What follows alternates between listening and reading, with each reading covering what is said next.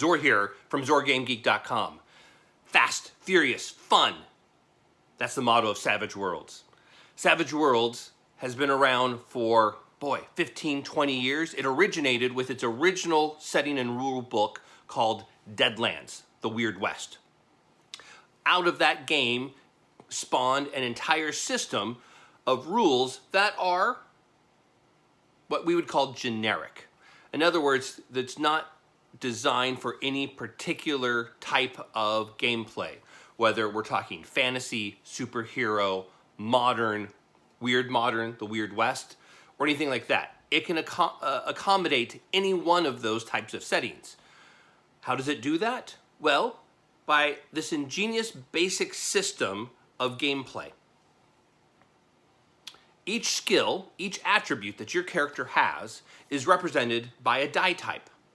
A D4, a D6, a D8, D10, all the way up to D12. And you have to, it's a point-based system, you have to spend your points to buy up the different attributes and skills. There's some linkage between a particular attribute and a particular skill, and if that skill gets ahead of that attribute, so if you have a D6 in agility but a D8 in shooting, it gets really more expensive in points to push up that shooting skill instead of pushing up the agility skill. But that aside, it's really simple. As a player, you get to roll, if you're making a shooting check, your die. So if you have a D8 in shooting, you roll a D8. And you get to add your wildcard dice. Every player and the more boss monsters, veterans, the wild cards of the foes get what's called a wild card dice, and that's just a D6. So it's important to have that D6 be a different color than the other D6s that you're rolling, so you can always tell which one's your wild card die. And you roll them both, and you take whichever one has the higher result. You do not add them together. You take the higher result, and generally you're looking for a 4 or above. That's the target number. It can be a little bit higher, a little bit lower, depending upon some various factors, but 4 is considered an average result. And then you see if you got higher or not, and if you succeed, then you take the next action. If you're shooting a gun, you do your damage. If you're casting a spell, the spell goes off, and you do whatever the spell effects are. Simple. It allows for, again, fast, furious, fun gameplay. It goes much more boom, boom, boom as you go through. But what really goes boom are the exploding dice. Not the only game system that has this mechanic, but uses it to great effect. So what exploding dice means is that if you roll the highest number on your die, you roll a 6 on a D6, a 4 on a D4, you get to roll that dice again and add that new result to your previous roll. So if you roll a 4 on D4 and then a 2, your total is a 6. If you roll an 8 on a D8 and another 6, then your total is 14. This is important because every time you exceed your target number by 4, and again, if your target number is 4, 8, 12, 16, then you do bonus damage, or you have some additional effect from your magic spell. And so this really makes combat furious.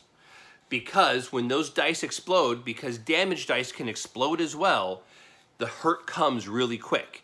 This game can be really swingy. But, again, that swinginess makes it fast.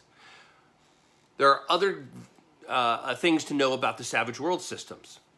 Again, we're focusing a lot here on combat because, well, it's a noir game. You can certainly have a high role-play, low combat experience with Savage Worlds, and that's true with a lot of these role-playing games.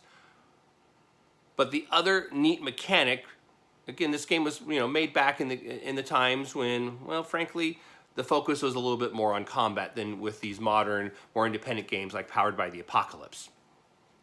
But when you roll initiative, you don't roll initiative. This comes back from Deadlands, the Weird West.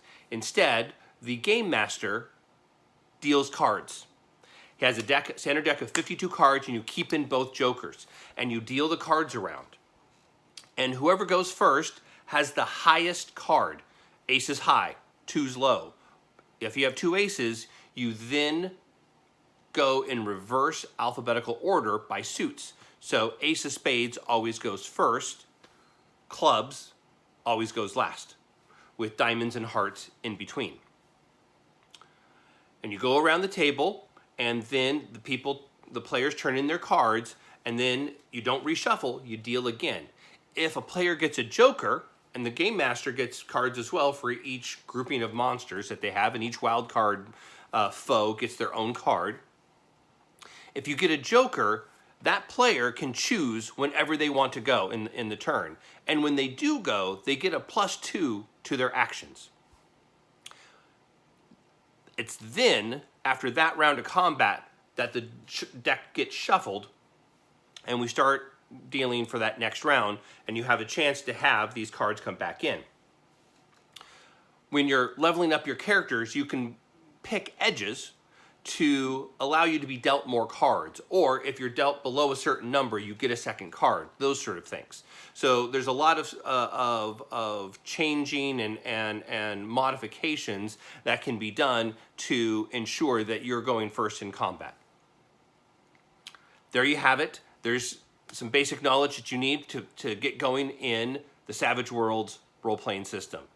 If you want to know more about Savage Worlds, then I recommend that you go to zorgamegeek.com/savage and read more about this wonderful game system. Again, that's zorgamegeek.com/savage.